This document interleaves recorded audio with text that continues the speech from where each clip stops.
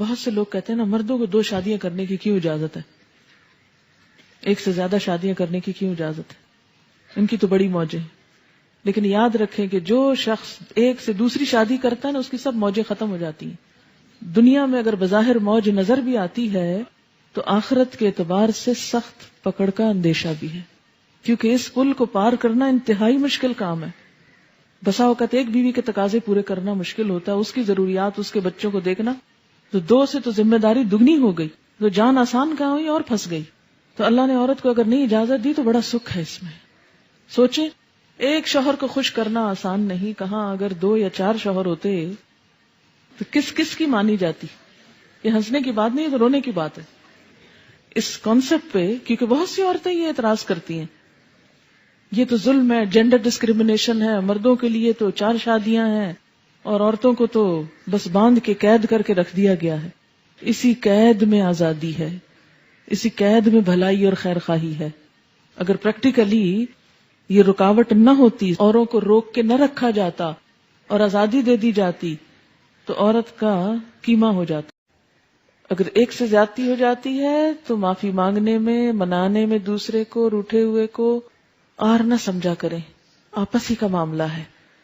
جیسے غصہ آ گیا نا، ایسے ہی صلح کرنے میں بھی دیر نہیں کرنی چاہیے. صلح کر لو، آپس میں اتفاق کر لو. ان یصلح بینہما صلحا والصلح خیر، اور صلح کر لینا اچھا ہے. اس لیے کہ شادی صرف وقتی جذبات کے تحت نہیں ہوتی، شادی تو ایک خاندان بنانے کے لیے ہوتی ہے، اور اس خاندان میں نئی نسل کے پروان چڑھانے کے لیے ہوتی ہے. انسانیت کی تعمیر اور تربیت کے لیے گھر بنایا جاتا ہے. اس لیے انسانوں کی بھلائی، آئندہ نسلوں کی بھلائی اس میں ہے کہ آپس میں بنا کے رکھیں، ایک دوسرے کی عزت کریں، ایک دوسرے کا خیال کریں.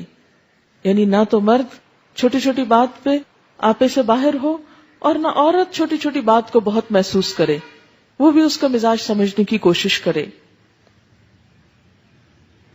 والصلح خیر، اور صلح بہتر ہے. اور صلح کب ہوتی ہے؟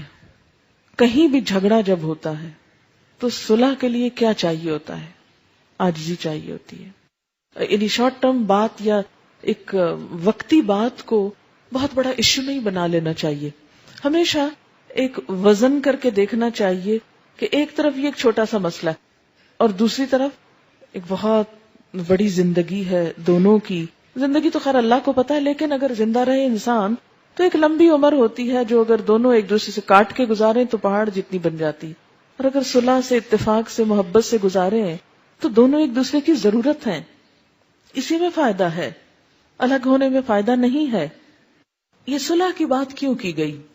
عورت کی طرف سے صلح کیا ہے کہ وہ کہے کہ اچھا تم مجھے طلاق نہ دو، میں تم سے پورے حقوق ڈیمانڈ نہیں کرتی.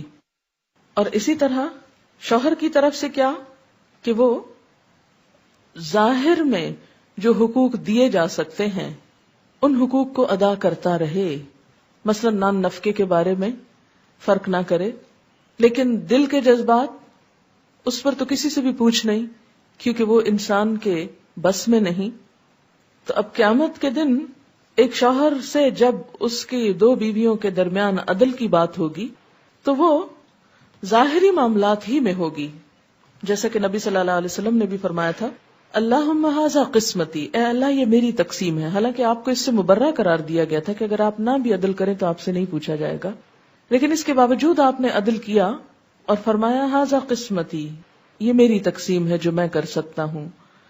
فلا تلمنی فیما تملک، اللہ مجھے اس معاملے میں ملامت نہ کرنا، مت پوچھنا جس کا میں مالک نہیں ہوں، یعنی اپنے دل کے جذبات کا. فیما تملک، ان کا تو مالک ہے، ولا املک، اور میں مالک نہیں ہوں.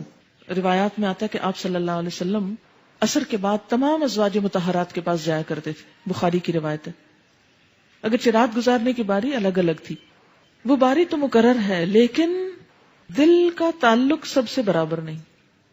تو اسی لیے اللہ اس کے بارے میں مواخذہ نہ کرنا، اس کے بارے میں نہ پکڑنا. تو ایسے میں کیا ہے کہ ایک عورت شوہر سے پورے حقوق ڈیمانڈ نہ کرے کہ اسے قلبی محبت بھی اتنی ملے جتنی دوسری بیوی کو مل رہی ہے، اور کہے کہ اگر اتنی نہیں تو میں جا رہی ہوں.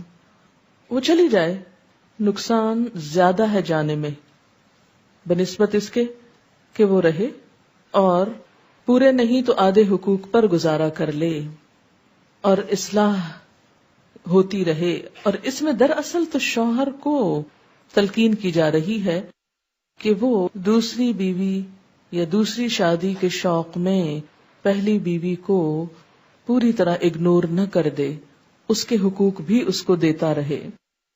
اب آپ کہیں گے کہ وہ دوسری شادی کی کیوں، وہ نہ کرے. یہ کہا جانا چاہیے تھا کہ وہ دوسری طرف مائل ہی نہ ہو، دوسری طرف جائے ہی نہ. اب دیکھیں کہ بعض اوقات ایسا بھی ہوتا ہے کہ ایک عورت ذہنی توازن کھوئے ہوئے ہوتی ہے، یا ایسی نفسیاتی مریض ہوتی ہے کہ ہر وقت صرف شوہر کو ستاتی ہے، یا بعض اوقات بچے نہیں پیدا کر سکتی، یا کوئی اور ایسا سقم ہو سکتا ہے کہ جو اس شوہر کے قابل نہیں وہ عورت. اب آپ دیکھیں کہ آپ آنکھیں بند کر کے صرف عورت کو حق دلوانے پہ تلے ہوئے کہ ہر طرح کی قانونی جکڑ بندیوں کے ساتھ عورت کو تو پورا مل جائے. تو کبھی آپ نے سوچا کہ دوسری طرف اس مرد کا کیا قصور ہے؟ آخر اس کے بھی جذبات ہیں، اس کے بھی احساسات ہیں، اس کو بھی زندہ رہنا ہے. اب اگر ایک بیوی دماغی مریض ہے یا سیڈیٹیوز پر ہے اور وہ شوہر کے اس کو نہیں معلوم وہ کب آیا اور وہ کب گیا اور اس کی کیا ڈیمانڈ ہے یا کیا ضرورت ہے، تو ایسی صورت میں اگر ایک شوہر گھر میں داخل ہوتا ہے اور ایک بیمار عورت کو دیکھتا ہے اور باہر نکلتا ہے تو ایک بوجھل دل کے ساتھ، اور باہر کی دنیا میں رنگ رنگ کی عورتیں اس کو نظر آتی ہیں، وہ اپنا عزت، ایمان، نگاہ کچھ بھی بچا نہیں سکتا. تو اگر انصاف کی نظر سے دیکھا جائے تو ایسے میں ایک مرد کو اجازت ہونی چاہیے کہ وہ دوسرا نکاح کر لے. یہ ایک انصاف کا تقاضا ہے. اب دوسرا کرتے ہی کیا پہلی بیوی کو گھر سے نکال دے؟ تو یہاں مرد کو کہا گیا کہ نہیں، اسے نکالو نہیں، ظاہری اعتبار سے اس کے حقوق پورے کرو، لیکن اگر دل مائل نہیں تو پوچھا نہیں جائے گا، کیونکہ دل پر تو اختیار نہیں. ایک شخص جب اہل ہی نہیں تو دل کو کس طرح زبردستی مائل کر سکتے ہیں آپ؟ وَأُحْضِرَتِ الْأَنفُسُ الشُّحَّ، اور حاضر کی گئی ہے نفسوں میں بخیلی. شح کہتے ہیں جب بخل کے ساتھ حرص، طمع اور خود غرضی بھی شامل ہو جائے اور دل تنگ ہو جائے. شح بخل سے ذرا مختلف ہے. بخل کے ساتھ ساتھ حرص یعنی لالچ، طمع اور خود غرضی بھی شامل ہو، زیادہ اسٹرانگ چیز ہے. دلوں کے اندر تنگی ہوتی ہے، دلوں کے اندر بخل ہوتا ہے، اپنے زیادہ حقوق لینے کی طمع ہوتی ہے، حرص ہوتی ہے، انسان خود غرض ہوتا ہے.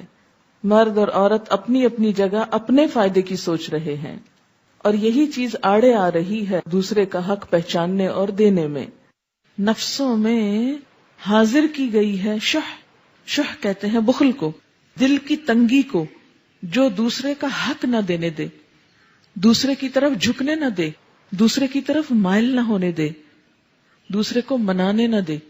یعنی دل چاہ رہا ہے منا لیا جائے، لیکن انسان ایک انا کا شکار ہو کے لو میں کوئی ایسی گئی گزری ہوں، میں ہی روز مناؤں، یہ تو معمول ہے روٹھنا، تو ٹھیک ہے روٹ کے مزہ چکھیں.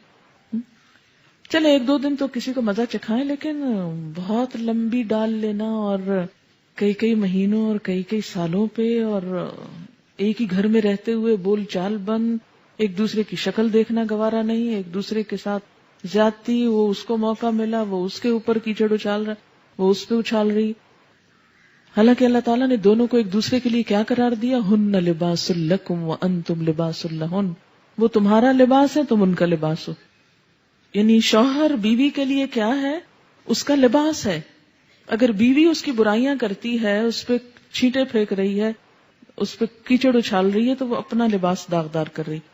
اور اسی طرح بیوی کیا ہے؟ شوہر کا لباس ہے، اس کی عزت ہے، وقار ہے، اس کا سکھ ہے، چین ہے، زینت ہے. اور اگر وہ دوسروں کو بھری محفل میں بیٹھ کے اس کی برائیاں کر رہا ہے، لوگوں کے سامنے اس کو بدنام کر رہا ہے، تو اس کا نہیں، اپنا ہی بگاڑ رہا ہے، اپنے اوپر کیچڑ پھینک رہا ہے. تو اس معاملے میں دونوں ہی کو احتیاط برتنے کی ضرورت ہے. والصلح خیر، بنا کے رکھو، اسی میں بھلائی ہے، اسی میں عزت ہے، اسی میں بچوں کا مستقبل ہے، اسی میں دین ایمان کی عزت و عصمت کی حفاظت ہے، اسی میں خاندان والوں کے لیے بھی سکھ اور چین ہے. لیکن انسان کا نفس اس بات پر کم آمادہ ہوتا ہے اور صلح یا منانے کی چھوٹی سی قیمت نہیں دیتا، لیکن اختلاف کی، ناراضگی کی بڑی سزا بھگتنے کو تیار ہو جاتا ہے. یہ دل کی تنگی کی وجہ سے ہوتا نا. کچھ عرصہ پہلے میرے پاس ایک کیس آیا، خاتون اچھی خاصی ایجڈ تھی، کہنے لگی 30 سال ہو گئے ہماری شادی کو اور میرے شوہر نے مجھ کو طلاق دے دی ہے اور میرے بچے جوان ہیں. مجھے دیکھ کے یقین نہ آئے کہ یہ اتنی سوبر سمجھدار خاتون، اس کے ساتھ یہ معاملہ کیسے ہو گیا. کہتی کہ بات کچھ بھی نہیں تھی، روزہ کھلنے کا وقت تھا اور بارش ہو چکی تھی، تو شاید افطار کا سامان یا کچھ اور لینا تھا، تو بچے اپنے بھی اور شاید بھائی کے بھی وہ گاڑی میں چلے گئے اور گیلی جوتیاں لے کے کیچڑ والی دوبارہ گاڑی میں بیٹھ گئے. تو اس بات پہ تھوڑی سی گرما گرمی ہوئی، اختلاف ہوا کہ ایسا کیوں کیا. پھر کسی وقت لے جاتے یا ان کو نہ لے جاتے یا معلوم نہیں، اب مجھے قصہ پورا یاد نہیں.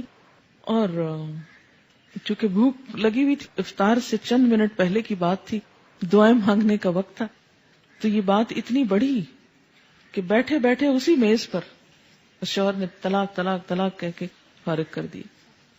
کیونکہ انسان جب عمر بڑھتی جاتی ہے نا تو ٹیمپر لوز کرتا جاتا ہے اور اس کی برداشت کم ہوتی جاتی ہے، اور خاص طور پر روزہ رکھ کے افطار کے وقت تو بالکل ہی برداشت ختم ہونے کے قریب ہوتی اور ختم ہو جاتی.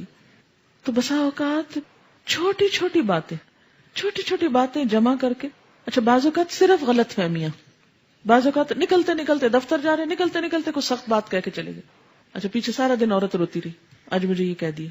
یا گھر آئے، چھوٹی موٹی انبن ہوئی، وہ گئے باہر، رات بھر گھر واپس نہیں آئے، اب وہ ساری رات رو رہی ہے، کوڑ رہی ہے. جلد بازی جذباتیت ہی ہے نا.